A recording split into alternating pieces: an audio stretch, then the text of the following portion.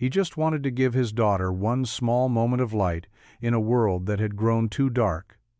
But when he walked into the sterile quiet of the pawn shop to sell his last prized possession, he never imagined the woman watching from the pawn shop, shadows, was a reclusive billionaire who recognized the story behind his sacrifice and was about to rewrite their future forever. Before we dive in, hit that subscribe button and drop a comment. Where in the world are you watching from? The city coughed up a cold gray drizzle that clung to the windows of the third-floor walk-up, like a persistent sorrow inside the air, was thick with the scent of turpentine and freshly sanded pine, but the familiar comfort of his workshop couldn't warm the chill that had settled deep in Leo Vance's bones. He stood at the workbench, his hands calloused and capable, resting on a piece of smooth maple. His daughter Mia sat a few feet away on a stool, her small legs swinging as she meticulously colored in a picture of a bird with wings that were a shade of blue, too bright for the world outside their window. She was 8 years old and saw the world in crayon-bright hope, a hope Leo fought every day to keep from dimming. He hadn't told her the truth, not all of it. She knew they were being careful with money, that the landlord's visits were more frequent and less friendly. She knew the fridge held more empty space than food, but she didn't know. The final notice had arrived, tucked under the door that morning, its red lettering, a silent scream. She didn't know the commissions, for his custom furniture had dried up, replaced by a slow trickle of repair jobs that barely covered the cost of wood glue. And she definitely didn't know that the small velvet box sitting on his workbench held the last valuable thing he owned. His wife's watch. He picked it up, the box, sighing open to reveal the timepiece nested inside. It was a delicate, vintage piece, gold-plated with a face of mother-of-pearl and tiny gears visible through a small window in the back. It wasn't expensive in the grand scheme of things, but it was all he had left of her, of the life they had built before a fever took her in the span of a winter week, leaving behind only a gaping silence and a little girl with her mother's eyes selling. It felt like selling a memory, like cutting out a piece of his own heart for pocket change. But Mia's birthday was next week. She'd been circling a doll in a catalog for months, a simple thing with yarn hair and a patched dress, but it might as well have been made of diamonds for how far out of reach it was. He closed the box, the click echoing in the quiet workshop. Mia looked up from her, drawing her expression open and trusting. "Are we going to make that jewelry box for Mrs. War Gable today, Daddy?" He forced a smile. "Yeah, kiddo. Right after I run a quick errand." He tucked the box into the pocket of his worn coat. The velvet, a small heavy weight against his hip. An errand, a lie, a surrender. He stepped out into the rain, with his head held high, but his shoulders felt the weight of everything he was about to lose, and everything he was desperate to protect. The pawn shop was a sterile box of fluorescent lights and quiet desperation, a world away from the warm, scented chaos of Leo's workshop. Glass cases displayed a curated collection of other people's surrendered dreams, rings without fingers, guitars without songs, and cameras that had seen their last happy moment. A man with tired eyes and a thin smile stood behind a counter of reinforced glass, his posture radiating a practiced indifference that felt colder than the rain outside. Leo's hands were clammy as he stepped up to the counter, the velvet box feeling impossibly heavy, his pocket. He placed it gently on the scratched surface and pushed it forward. The man slid it toward him, with one finger opening it, without a word. His eyes, a professional's flat, assessing gaze, scanned the watch. He picked it up, turned it over, pried open the back with a small tool, and squinted at the inner workings like he was searching for flaws.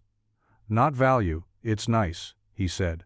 Finally, setting it down, the word was hollow, stripped of all meaning. Gold-plated, not solid movement, is standard, maybe Swiss, but nothing special. "What do you want for it?" Leo's throat was tight. He'd practiced this in the mirror, trying to sound firm like he knew its worth. Like he wasn't here, out of sheer necessity. 150, he said. His voice came out quieter than he'd intended.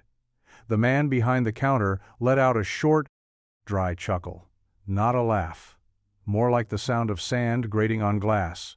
I'll give you 40. Leo's stomach dropped. 40. That wouldn't even cover the late fee on the rent, let alone Mia's birthday gift. It's worth more than that. The engraving on the back alone, it's from 1988. The man shrugged. Engravings lower the value, he said, tapping a finger on the glass. Sentimental value doesn't pay my bills, kid.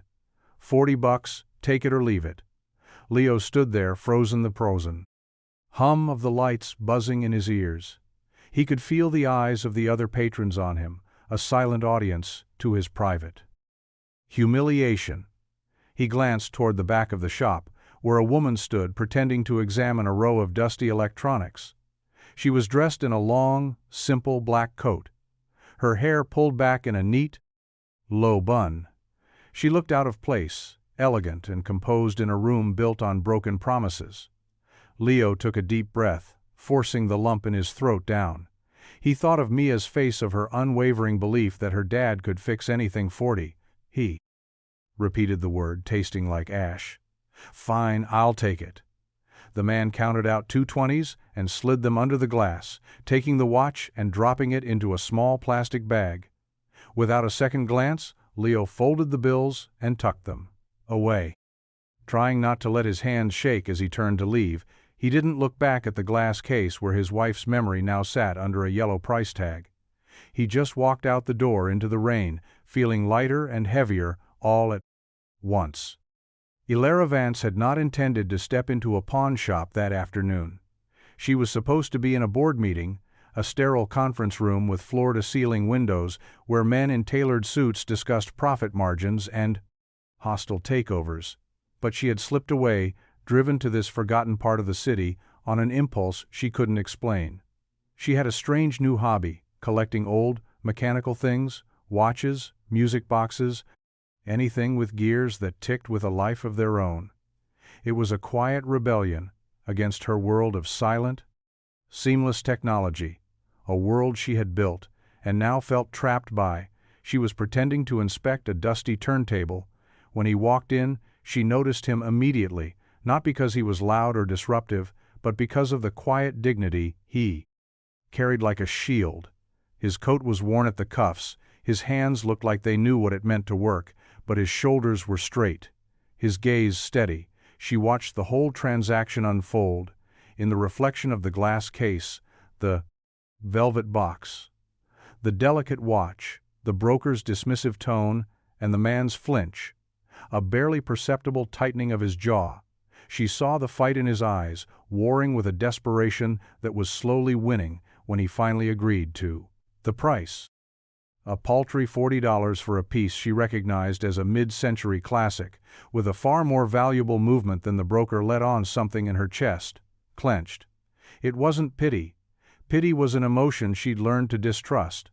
It was recognition. She had seen that look before in her own father's eyes. Years ago, before the empire was built, before the money insulated them from the world. That look of a man willing to sacrifice a piece of himself to protect someone he loved.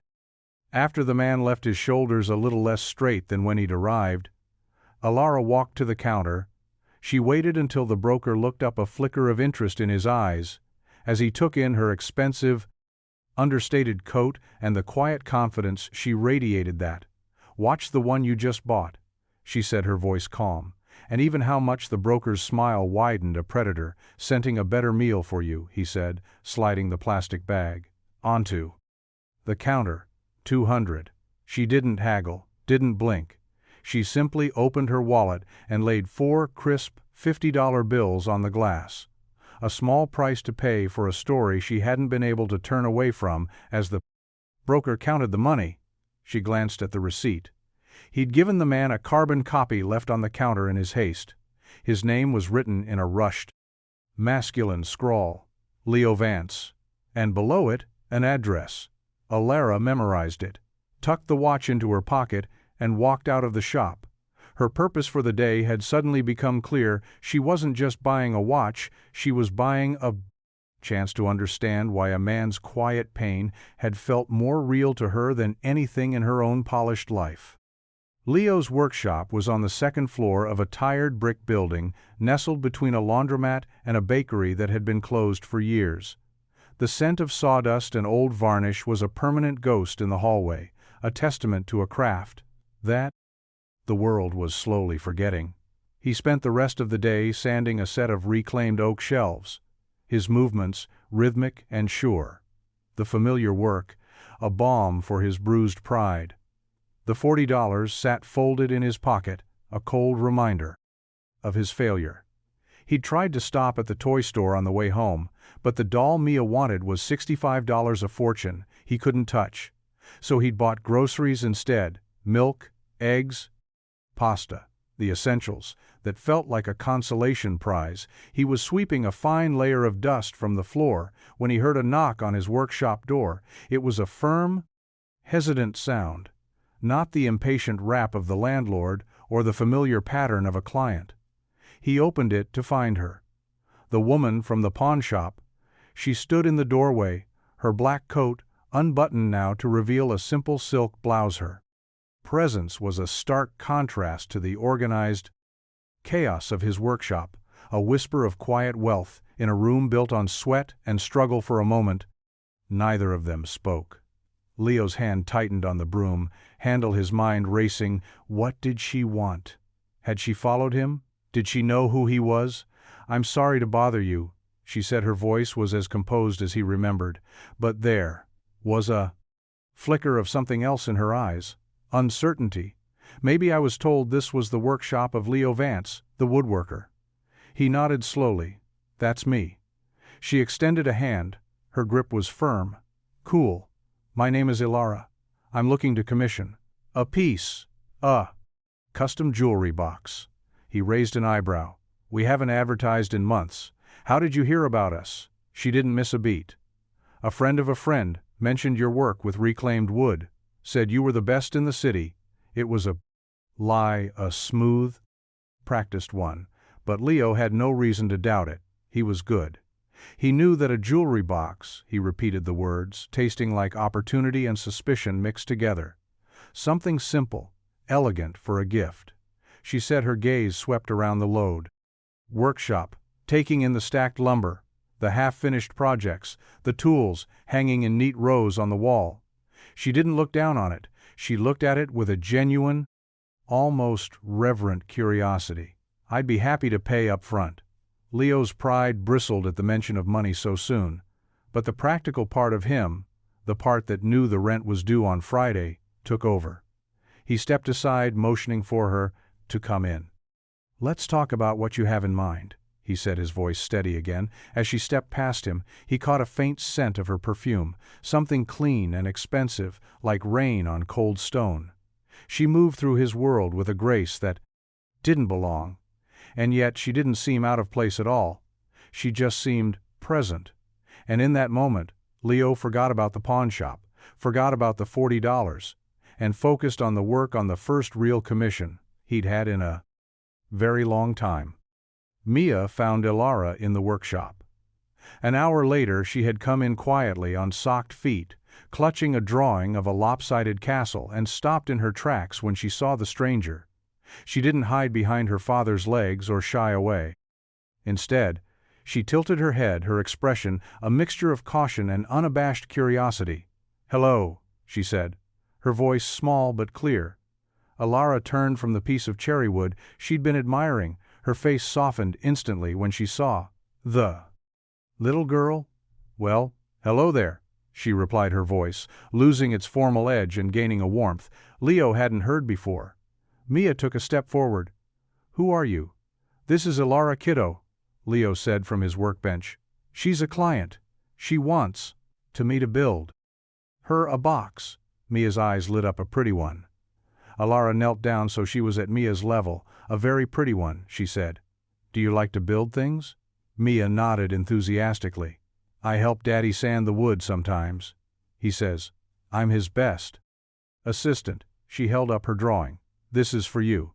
It's a castle for your jewelry." Ilara took the drawing, with a reverence that caught Leo off guard. She didn't give it a polite glance. She studied it, her fingers tracing the crayon lines. "Thank you," she said, looking directly at Mia. "It's the most beautiful castle I've ever seen." Leo watched them from a distance, a strange feeling stirring in his chest. He was used to people being polite to Mia, but this was different. Ilara. There wasn't just being polite. She was being present. She was listening. She was seeing his daughter, not as an interruption but as a person. It was a small thing, but in Leo's world, small things were all he had left. Ilara stayed for another hour. They talked about wood grains, joinery, finishes. She spoke with an intelligence and an artistic sensibility that surprised him. She wasn't just a wealthy client with a whim. She understood the craft. She respected the process. When she finally wrote the check for the deposit, the amount made him blink. It was more than the total for the last 3 projects he'd completed combined. He almost protested, almost let his pride tell her it was too much, but then he thought of Mia's birthday, the doll, the rent, and he just nodded and folded the check without a word. As she was leaving, she paused at the door. "Thank you, Leo," she said, "not just for the box, for showing me your work." He just nodded again, not trusting his voice. When the door closed behind her, Mia ran over to him. "Is she coming back, Daddy?" "I don't know, kiddo," he said, ruffling her hair, but for the first time in months, he found himself hoping the answer was yes. The check cleared the next morning. Leo stood at the bank teller's window watching the numbers on his account balance change from a terrifyingly low 2 digits to a figure that felt like breathing room for the first time in over a year. He felt a weight lift from his shoulders. A tension he hadn't realized he was carrying unwind. From his spine, he walked out of the bank and did something he hadn't done in months. He bought Mia the doll, the one with the yarn hair, and the patched dress, wrapping it carefully and hiding it in the rodo back of his closet for her birthday. He paid the rent in full, handing the envelope to the landlord with a steady hand and a quiet sense of victory. Then he went to his workshop and began to work on Ilara's jewelry box, with a focus and passion he hadn't felt in a long time. He chose a piece of rare bird's-eye maple, a piece he'd been saving for something special. Its surface was a swirl of intricate, shimmering patterns like captured light. He spent hours planning the design, sketching out elegant, clean lines that would complement the wood's natural beauty. He wanted it to be perfect, not just because she had overpaid, but because there was something about her that demanded it, a quiet expectation of quality that he felt compelled to meet. He worked late into the night, the scent of sawdust filling the air, the scrape of his plane, a steady rhythm in the quiet hum of the city. Mia would often come and sit with him, watching his hands move with a practiced grace. She'd dote and bring him a glass of water, or just sit in silence, a small spark, steady presence in his world. One evening she looked up from her sketchbook and asked, "Is that lady your friend now?" Leo paused, his chisel hovering over a delicate dovetail joint. "I'm not sure," he admitted. "She's a client, that's all, but even as he said it, he knew it was becoming more than that. He found himself thinking about her at odd times, the way her eyes had lit up when she talked about the wood, the quiet intelligence in her questions, the way she had looked at Mia with such genuine warmth. He told himself it was just gratitude for the work, but he knew it was something more, something quieter and more complicated, something that both thrilled and terrified him. He was a simple man, a woodworker, a father. His world was small and contained, held together by routine and necessity. Her world, he suspected, was vast and unknowable, and he had no business wondering what it might be like to step inside it. Ilara returned to the workshop a week later. Under the pretense of checking on the progress of the box, she brought with her a bag of pastries from a fancy bakery downtown, the kind with flaky crusts and real fruit filling that still tasted warm, she found. Leo hunched over the workbench carefully, sanding the lid of the box. his brow furrowed in concentration. He didn't hear her come in at first, lost in the rhythm of his work. When he finally looked up, his face was smudged with sawdust, and his eyes were tired, but bright. "You're here," he said, a slow smile spreading across his face. Ilara held up the bag. "Peace offering," she said. "I figured you might be living on coffee and willpower." He chuckled. "That's a pretty accurate assessment." He wiped his hands on his jeans and took the bag, peering inside. "Thank you, but you didn't have to. I wanted to," she said, her gaze drifting to the jewelry box on the bench. It was even more beautiful than she had imagined. The wood glowed under the workshop lights, its patterns swirling like a living thing. The joints were seamless, the lines elegant and spare. It was a masterpiece of quiet craftsmanship. "It's incredible," she said, her voice barely a whisper. Leo shrugged, just following the wood. "It tells you what it wants to be." He picked it up and handed it to her. She took it carefully, her fingers tracing the smooth surface. Mia ran in, then her face lighting up when she saw. "Ilara, is it finished?" she asked. "Yes, little one," Leo said, "almost ready for its new home." Mia looked from the box to Ilara. "Are you going to put the castle drawing inside it?" Ilara smiled. "I think that's a wonderful idea. I'll keep my most precious treasures in here." They spent the next hour talking not just about the box, but about everything and nothing: the way the city looked at sunrise, the best place to find old books, the strange and wonderful logic of an 8-year-old's imagination. Leo found himself opening up in a way he hadn't with anyone in a long time. He told her about his wife, about their dream of opening a small furniture gallery, about the way Mia still talked to her in her sleep at night. Ilara listened, her expression soft and unguarded. She didn't offer pity or platitudes, she just listened. And in her quiet presence, he felt a sense of peace he hadn't realized he was missing. When she left that evening, the workshop felt emptier than before. Mia voiced what he was thinking. "I like her, Daddy. She's nice." Leo looked at the half-eaten pastries on his bench, the lingering scent of her perfume in the air, and the beautiful, nearly finished box. That was the reason she was in their lives. "Yeah, kiddo," he said softly. "So do I." The jewelry box was finished. It sat on a velvet cloth on Leo's workbench, a perfect marriage of form and function.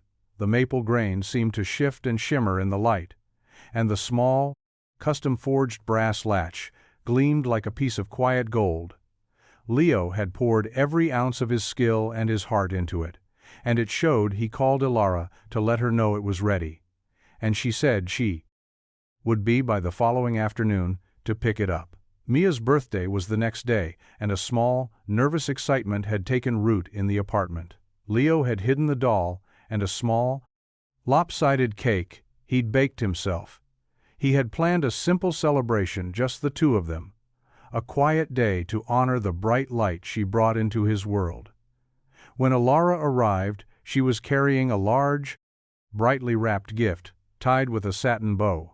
Her smile was warm, but there was a nervousness in her eyes that he hadn't seen before. "For Mia," she said. "Holding out the gift you shouldn't have," Leo said, but Mia was already squealing. With delight tearing at the paper, with joyful abandon inside, was the most beautiful paint set Leo had ever seen. Dozens of tubes of rich, vibrant colors, brushes of all sizes, and a thick pad of heavy, textured paper. Mia's eyes were as wide as saucers. "It's for a real artist," she whispered. Ilara knelt beside her. "It is because you are one." Mia threw her arms around Ilara's neck, hugging her tightly. Thank you, Ilara," hugged her back, her eyes closing for a moment as she held the small, warm body in her arms over Mia's shoulder. Her eyes met Leo's, and he saw a flicker of something raw and vulnerable in them, a longing that mirrored something deep inside himself after Mia had run off to her room to test her new paints. Ilara turned to Leo. "I have something for you too," she said. She reached into her coat pocket and pulled out a small, familiar velvet box. His heart stopped. He stared at it. Then, at her unable to speak, she opened it, and there, nestled inside, was his wife's watch, gleaming under the workshop lights. How he whispered his voice, a choked breath. "I saw you at the pawn shop," she said quietly. "I couldn't let it stay there. I bought it back. I was going to give it to you sooner, but I didn't know how. I didn't want you to think it was pity." Leo sank onto the nearby stool, staring at the watch. The symbol of his deepest loss and his greatest failure, now returned to him by a woman he barely knew. A woman who had somehow seen the man he was behind, the man he had been forced to become. He looked up at her, his eyes wet. "You didn't have to do this." "I know," she said, her voice soft. "But I wanted to, because some things shouldn't be sold, they should be treasured." He reached out and took the box, his fingers brushing hers. The touch was electric, a spark of connection, so powerful it left them both breathless in that quiet moment. Surrounded by the scent of sawdust and the lingering sweetness of birthday cake, Leo realized this wasn't just about a watch or a jewelry box, it was about something far more precious. Something he thought he had lost forever: hope. The air in the workshop was thick with unspoken emotions. The weight of the last hour hung between them, fragile and shimmering like the dust motes dancing in the afternoon light. Leo held the velvet box in his hands, his thumb tracing the box apart. Worn edges his mind. Still trying to catch up with his heart, he didn't know what to say, how to thank her for a gesture that went so far beyond kindness. It felt like a form of grace. Ilara stood by the window, her back to him, giving him a grace.com moment. She stared out at the gray cityscape, her own heart, a tangle of fear and hope. She had laid her cards on the table, revealed a piece of herself she hadn't shown to anyone, and now she could only wait to see if he would retreat from her honesty or step closer to it. "I don't understand," he said finally, his voice low and rough. "Why would you do all of this for a stranger?" She turned to face him. Her expression was open, vulnerable. There were no walls between them. "Now, because you're not a stranger, Leo," she said. "Not anymore. When I saw you in that shop, I didn't just see a man selling a watch. I saw a father willing to sacrifice his last piece of the past to give his daughter a future. I saw the blank kind of integrity my world has forgotten how to value." He looked down at the watch. Then back at her. "You don't know anything about my world, Ilara," he said quietly. "It's small, it's messy, it's held together with wood glue and second chances." She took a step closer, her eyes never leaving his. "I know it's real," she said, "and that's all that matters to me." He stood up, the box still in his hand, and walked toward her. He stopped just inches away, close enough to see the flecks of gold in her brown eyes, close enough to feel the warmth radiating from her skin. He didn't know what he was going to do until he did it. He leaned in and kissed her. It wasn't a kiss of passion or demand. It was a kiss of gratitude, of recognition. Two lonely souls, finding a flicker of light in each other's darkness. When they finally pulled apart, they were both breathless. The world outside had disappeared, leaving only the two of them in the quiet sanctuary of his workshop. Mia's laughter echoed from the other room, a joyful Plocket.com sound that threaded through the silence like a promise. Just then, the door to the workshop creaked open. A man in a sharp, tailored suit stood in the doorway, his expression a mixture of impatience and disdain. "Miss Vance," he said, his voice clipped. "We've been trying to reach you for an hour. The board meeting is starting." Ilara flinched, as if the words themselves were a physical blow. Leo stepped back, the warmth of the moment shattered by the cold intrusion. The man in the suit glanced at Leo, his eyes dismissive, then back to Ilara. "We need to go." She looked from the man to Leo, her face a mask of conflict and regret. "I'm sorry," she whispered to Leo. "I have to." He just nodded, the wall around his heart already starting to rebuild itself. She turned and followed the man out the door, leaving behind the scent of her perfume, the ghost of her kiss, and a silence that was heavier than any he had ever known. The silence that Alara left behind was a physical thing, a heavy blanket that smothered the warmth in the workshop. Leo stood frozen in the spot where she had been, his mind replaying the scene on a loop. The man in the suit, the clipped tone, the words, "Miss Vance," the board meeting. It all clicked into place with a sickening thud. She wasn't just a wealthy client, she was someone else entirely. Someone with board meetings and tailored suits and a life that was a universe away. From his, he walked over to the workbench and picked up the jewelry box he had made for her. His masterpiece. It felt cold and foreign in his hands, now a symbol of a connection that had been built on a lie, or at least a half-truth he had been so careful for so long, building walls around his heart to protect himself and Mia, and in the span of a few weeks, this woman had dismantled them brick by brick with her quiet kindness and her soulful eyes, and now he was left standing in the rubble, feeling more exposed than ever. Mia came into the workshop a few minutes later, holding up one of her new paintbrushes. Her face was bright with innocent joy. "Daddy, can you show me how to mix the colors to make purple?" He looked at her trusting face, at the way she still believed the world was a safe and beautiful place, and his heart broke a little more. "Of course, sweetheart," he said, his voice thick. He spent the rest of the afternoon teaching her how to paint, forcing a smile, forcing a cheerfulness. He didn't want her to see the cracks that were forming in his composure. He didn't want her to know that the hope he had just started to feel was already turning to ash. That night, after Mia was asleep, he sat alone in the dark workshop. The watch in his hand, he opened his laptop and typed her name into the search bar. Alara Vance, the results flooded. The screen articles, headlines, photos. She was the CEO of Vance Capital, a multi-billion-dollar investment firm. One of the most powerful women in the country. There were pictures of her at galas on the covers of business magazines, shaking hands with world leaders. She looked poised, powerful, untouchable, a world away from the woman who had sat on the floor with his daughter and admired a crayon.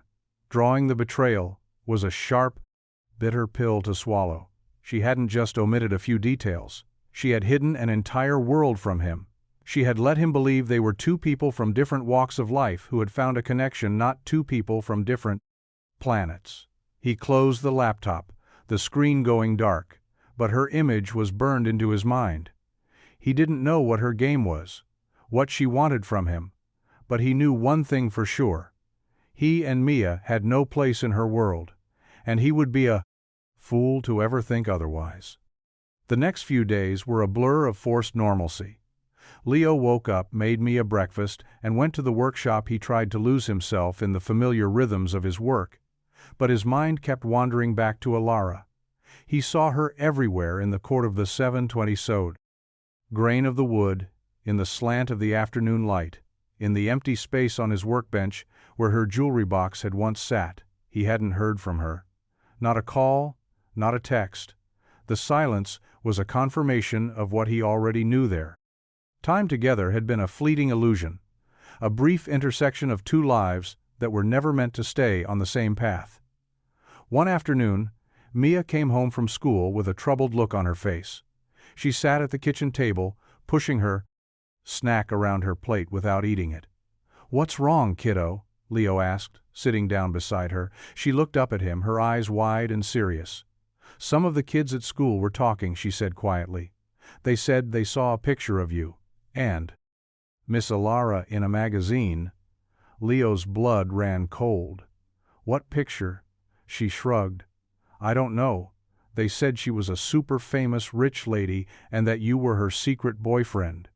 His heart pounded in his chest, the world he had tried so hard to keep separate from his daughter had found its way in through the whispers of children on a playground. He pulled out his phone, his hands shaking. As he typed their names into the search bar, the article was at the top of the results.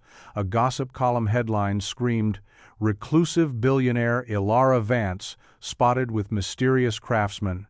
Is this her secret escape from the pressure of her empire?" There was a photo. A grainy, long-lens shot of them standing outside his workshop, caught in a moment of laughter, From the day she brought the pastries, it was an innocent moment twisted into something cheap and speculative, he felt. A surge of hot, helpless anger. They had taken something private and beautiful and turned it into a spectacle for public consumption. Daddy, Mia's voice was small. Is it true? Is she a famous lady? Leo looked at his daughter at the confusion and hurt in her eyes, and he knew he couldn't lie to her. Yeah, kiddo, he said, his voice strained. It looks like she is. Her lower lip trembled. But she didn't tell us why. Leo didn't have an answer for that. He just pulled her into a hug, holding her tight. As his own carefully constructed world began to crumble around them, he had been so worried about protecting his own heart, he hadn't realized he had left his daughters wide open. The phone call came late that night. Leo was sitting in the dark staring at the city lights through his window when his phone buzzed with an unknown number. He almost ignored it, but something made him answer. Hello. His voice was flat, devoid of emotion. Leo, it's me. Her voice was a quiet tremor on the other end of the line. He didn't say anything, just waited for her to fill the silence. I saw the article. She said, I'm so sorry, I never wanted this to happen. You never wanted what to happen? Leo's voice was cold-edged with a bitterness. He couldn't hide for your life to intrude on my simple one. For me to find out that the woman I was starting to fall for was living a lie. That's not what it was. She said, her voice pleading. I wasn't lying. I was just trying to be myself. For a little while, without the weight of my name.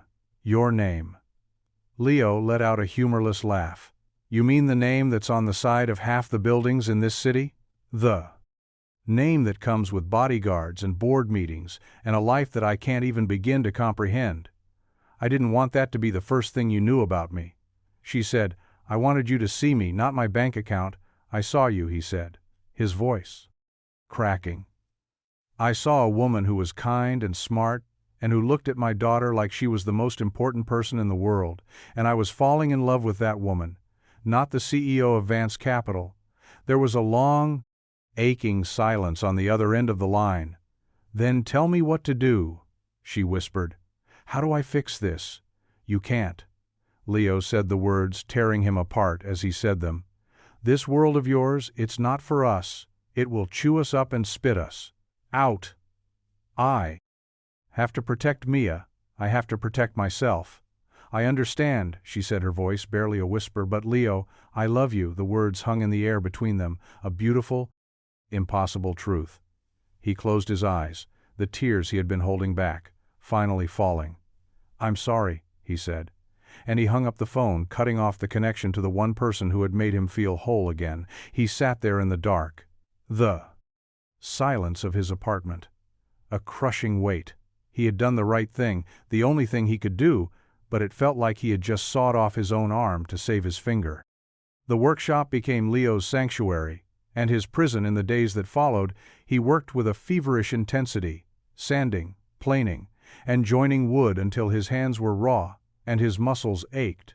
The physical pain was a welcome distraction from the emotional storm that raged inside him. He finished his pending commissions with a mechanical precision, his heart no longer in the work. He was just going through the motions, a ghost in his own life. Mia was quiet too. She moved around the apartment with a new kind of caution, her usual bright chatter replaced by a somber watchfulness. She didn't ask about Alara anymore, but her presence lingered in the drawings Mia made, in the way she would sometimes pause and stare out the window as if expecting to see a familiar black coat on the street below. One evening, as Leo was cleaning up the workshop, Mia came in and handed him a piece of paper. It was a drawing of 3 stick figures, a tall man, a small girl, and a frosted woman with long hair. They were all holding hands under a brightly colored rainbow in the corner. She had written our family. Leo's throat tightened as he looked at it. This is beautiful, sweetheart, he said, his voice thick. Mia looked up at him, her eyes full of a wisdom that was far too old. For her years I miss her daddy, she said simply. The words were a direct hit to his already fractured heart. I know, kiddo, he said, pulling her into a hug. Me too that night, He couldn't sleep. He paced the floor of his workshop, the drawing clutched in his hand. He had made a choice to protect them, to keep them safe in their small, predictable world. But what if he had been wrong? What if he had let fear make the decision for him? What if he had pushed away the one person who had seen them for who they were and loved them anyway? He looked at the watch on his wrist, his wife's watch, the one Alara had returned to him. It ticked steadily, a quiet rhythm in the silence, a reminder of love and loss, and the second chances you sometimes get when you least expect them. He thought of Alara's voice on the phone, her desperate plea, her simple, powerful declaration of love. He had been so focused on the chasm between their worlds that he hadn't stopped to consider that maybe love was the bridge that could span it. He had been so afraid of getting hurt that he had preemptively broken his own heart, and his daughter's in the process. In the cold, lonely hours before dawn, Leo made a new decision. It was terrifying, it was reckless, it was everything he had been running from, but it was the only thing that felt true. He was going to fight for her, he was going to step out of his safe, small world and into hers. And he was going to trust that their love was strong enough to withstand the storm. Finding Alara was not as simple as looking up an address. Her world was a fortress of unlisted numbers, private elevators and security guards who were trained to say, "No, Leo."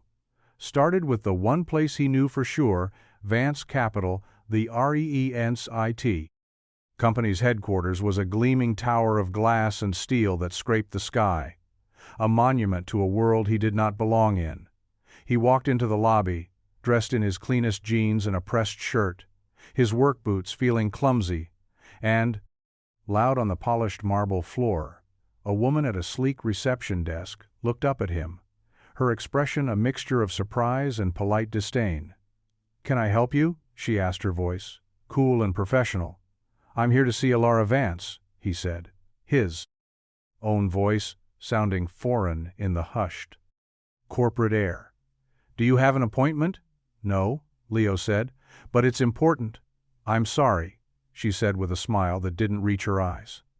"Miss Vance doesn't see anyone without an appointment." He was dismissed, a non-entity, a problem, to be handled and removed. He stood there for a moment, feeling the familiar sting of humiliation. But this time, something was different. He wasn't going to retreat. He wasn't going to accept defeat. He thought of Mia's sad eyes, of Ilara's broken voice on the phone, and a new kind of fire ignited in his chest.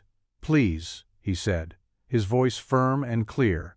"Just tell her Leo Vance is here to see her, not a client, not an appointment. Just Leo." The receptionist hesitated, caught off guard by his insistence. She picked up her phone and spoke in a low, hushed tone. A moment later, she looked up at him, her expression a little less certain. "Miss Vance is in a meeting. She will not be disturbed." Leo nodded. He hadn't really expected it to be that easy. He turned and walked out of the lobby. But he didn't go far. He found a small park across the street and sat on a bench, his eyes fixed on the towering building. He would wait. He would wait all day if he had to. He had spent too long letting fear dictate his life. He was done. Running, he was ready to fight. Hours passed. The sun climbed high in the sky and began its slow descent toward the horizon. Leo sat on the bench, a silent sentinel, watching the comings and goings of a world he didn't understand people in.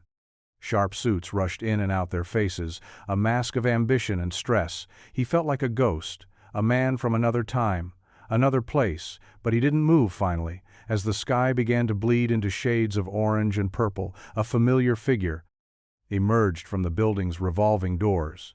It was Alara. She was walking with the same man in the tailored suit from his workshop. Her head was down, her shoulders slumped. She looked tired, defeated as she reached the curb.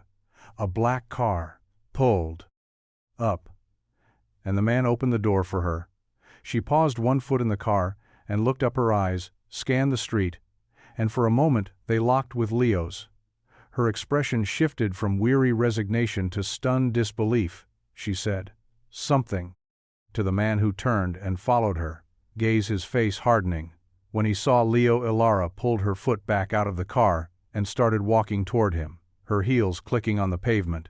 The man tried to stop her, but she shook her head and kept walking, leaving him standing by the open car door with a look of pure fury on his face.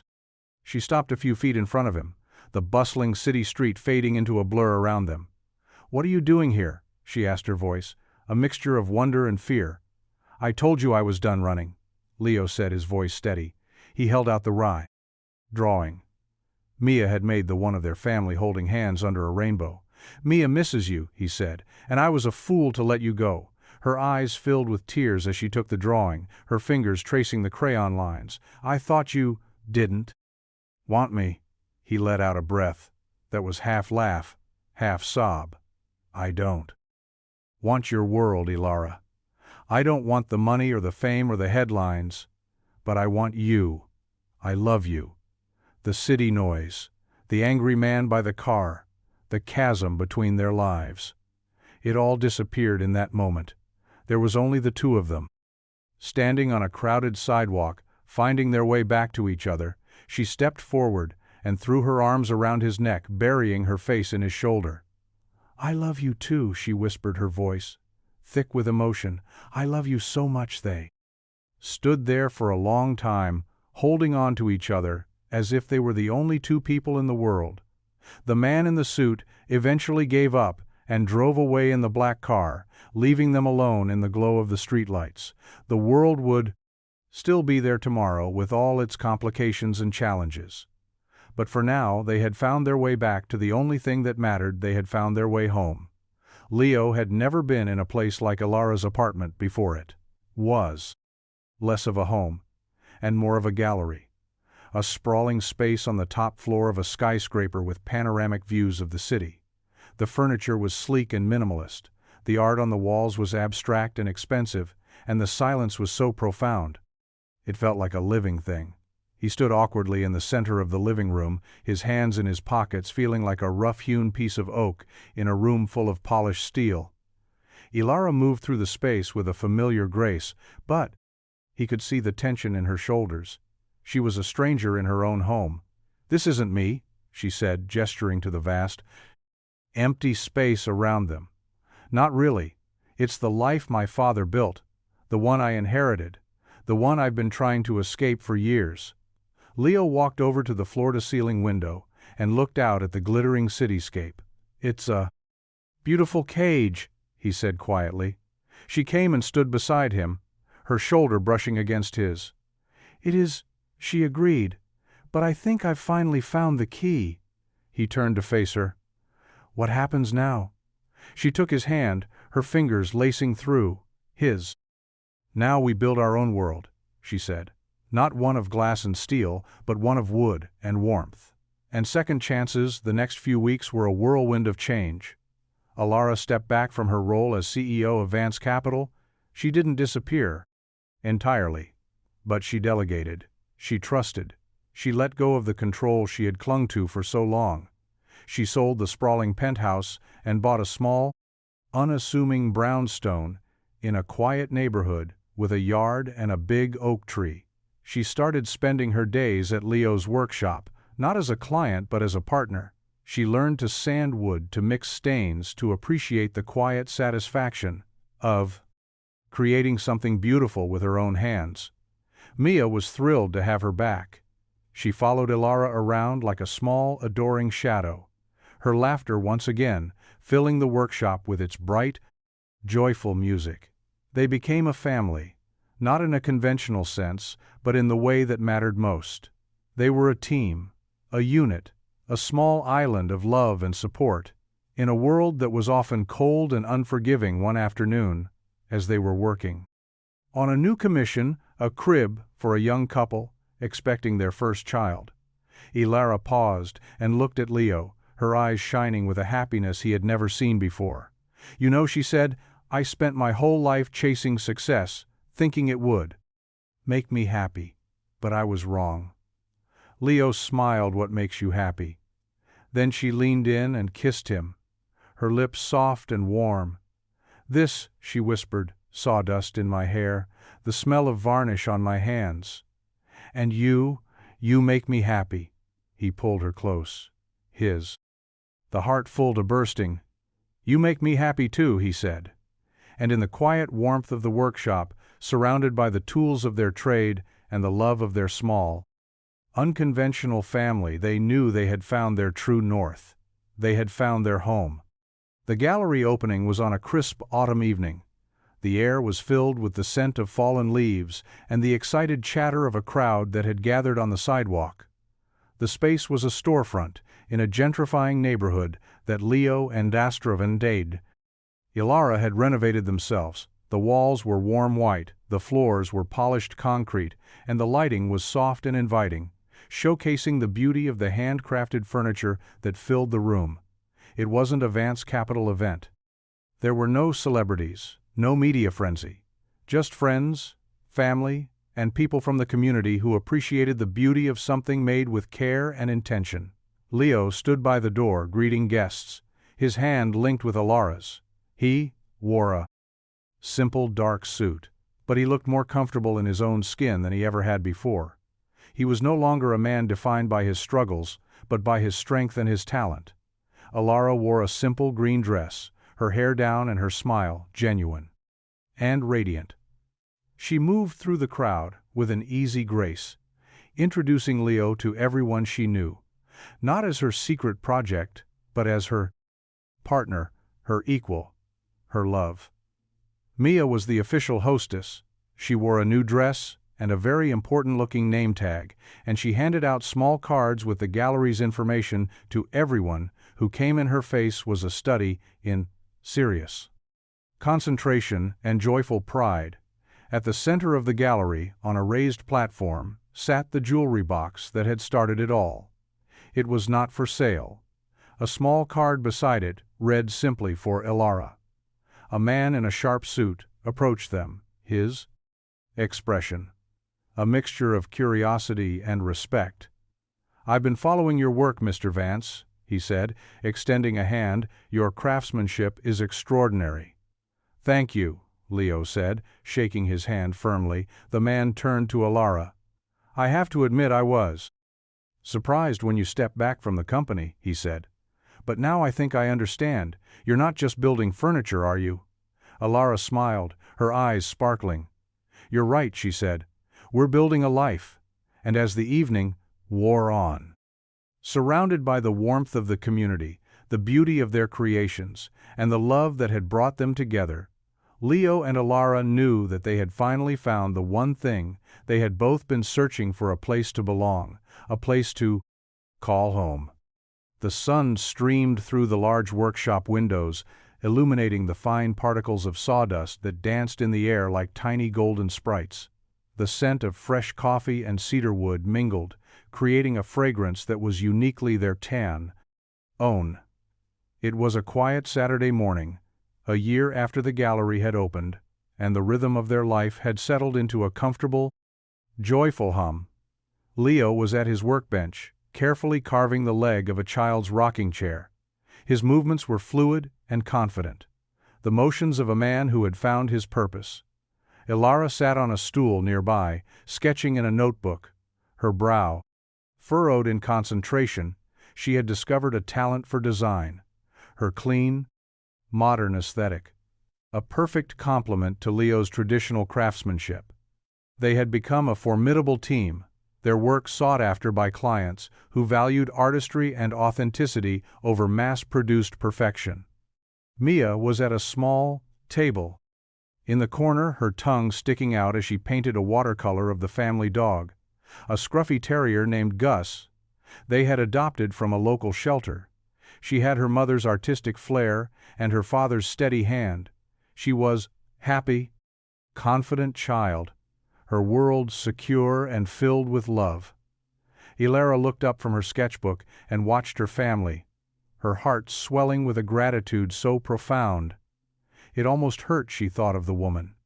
She used to be the one who lived in a glass tower, surrounded by wealth and suffocated by loneliness, the one who thought happiness was a stock portfolio, a headline, a measure of success. She barely recognized that person anymore. This was her life. Now, this beautiful, messy, sawdust-covered life, and she wouldn't trade it for anything. Leo looked up and caught her eye, a slow, easy smile spreading across his face. "What are you thinking about?" he asked. She smiled back. "I was just thinking about how a broken watch and a box of crayons can change a person's life." He put down his chisel and walked over to her, pulling her into his arms. "I think it was a little more than that," he said, his voice low and warm. She leaned her head against his chest, listening to the steady beat of his heart. "Yeah," she said, "it was love." And as they stood there in the golden morning light, surrounded by the evidence of the life they had built together, they knew that the greatest treasures were not the ones you could buy or sell, but the ones you found in the quiet moments of an ordinary day, the ones that made you feel like you were finally, truly home. The final piece was a grandfather, clock tall and stately, carved from a single piece of dark, rich walnut. Its face was a masterpiece of intricate inlay work, and its brass pendulum swung with a slow, hypnotic rhythm. It was a commission for an old, wealthy client of Ilara's family, a man who had known her since she was a child. He had come to the gallery one day, skeptical and curious, and had left a true believer in the magic of their work. They delivered it on a sunny afternoon, their truck pulling up to a sprawling estate with manicured lawns and a fountain that danced in the sunlight. Leo and Ilara carried the clock into the grand foyer, their movements synchronized, and sure they set it in its place of honor. And Leo carefully started the pendulum. Its deep, resonant tick-tock filled the silent house with a sense of life and history. The old man watched them, his eyes filled with a new kind of respect. He looked at Ilara, at the smudge of varnish on her cheek, and the easy way she stood beside Leo, her hand resting on his arm. "You're happy," he said. It wasn't a question, it was a statement. She smiled. "Yes, I am." He nodded. "You've built something real here, something your father would be proud of." Ilara's eyes welled with tears. She had spent so long running from her father's legacy, and now she was creating her own, one built not on power and prestige, but on love and craftsmanship. On their way home, they stopped at a small park overlooking the city. The sun was setting, casting a warm, golden glow over the skyline. Mia chased Gus through the grass, their laughter echoing in the quiet air. Leo and Ilara sat on a bench watching them, their hands intertwined. "You know," he said, "I used to look at this city and feel so small, so invisible, like I was just a ghost passing through." "And now?" she asked, squeezing his hand. "Now," he said, turning to look at her, his eyes full of love and gratitude, "now it just looks like home because you are my home. Ilara, you and Mia, you're the whole world." She leaned in and kissed him, a long, slow kiss that was full of the promise of 1,000 more tomorrows. Together, they had started as two broken people from two different worlds, but they had found in each other the missing pieces of their own souls, and together they had built a love that was as strong and as timeless as the wood. They worked with a love that would stand the test of time, a love that was finally and forever home. The letter arrived on a Tuesday, tucked into their mailbox between a lumber catalog and a utility bill. It was on thick, cream-colored stationery, the kind that felt important. Even before you opened it, the return address was a law firm in the city, a name Ilara recognized with a faint sense of dread. She opened it at the kitchen table, her hands a little unsteady. Leo watched her from the doorway, a silent question in his eyes. "It's from my father's estate," she said, her voice quiet. "He passed away last week." Leo came and stood behind her, his hand resting on her shoulder. He hadn't been a part of her life for years. Not really, but the finality of it still landed with a thud. "I'm sorry," he said softly. She shook her head. "It's okay, we made our peace a long time ago." She continued reading the letter, her eyes scanning the legal jargon, until they stopped on a single paragraph. "My father left me something," she said, her voice filled with a strange mixture of surprise and disbelief. "He left you, Vance Capital Leo?" asked. "No," she said, a slow smile spreading across her face. "He left me the one thing he knew I would always treasure. He left me his first workshop, the small, dusty garage where he built his first engine, the place where it all began. He wanted me to have it to remember where we came from, to remember what it means to build something with your own hands." That weekend, they drove to the address. Listed in the letter, it was in an old, industrial part of the city. A neighborhood that time had forgotten. The garage was small and unassuming, its brick facade weathered and worn. But when Ilara slid the key into the lock and pushed the door open, the air inside was thick with patience, the ghosts of dreams, and the scent of old oil and metal. It was filled with tools from another era, lathes, drill presses, and wrenches that were worn smooth from a lifetime of use. On a dusty workbench sat a faded photograph of a young man. With her father's eyes, his face smudged with grease, his smile wide and full of hope. Ilara picked up a wrench, her fingers tracing the worn metal. "This is where it all started," she said, her voice reverent. "Not the empire, not the money, but the love of building something real." Leo came and stood beside her, wrapping his arm around her waist.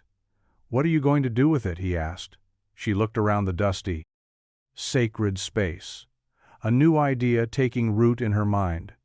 "I think," she said, a slow, brilliant smile spreading across her face. "I think we're going to open a school, a place where kids who don't have the opportunity can learn a trade, can learn to build something with their own hands, a place where they can find their own purpose, just like we did." And as they stood there in the quiet echo of the past, they knew they had found their next chapter, their next creation, their next way to build a world that was a little more beautiful, a little more hopeful, a little more real.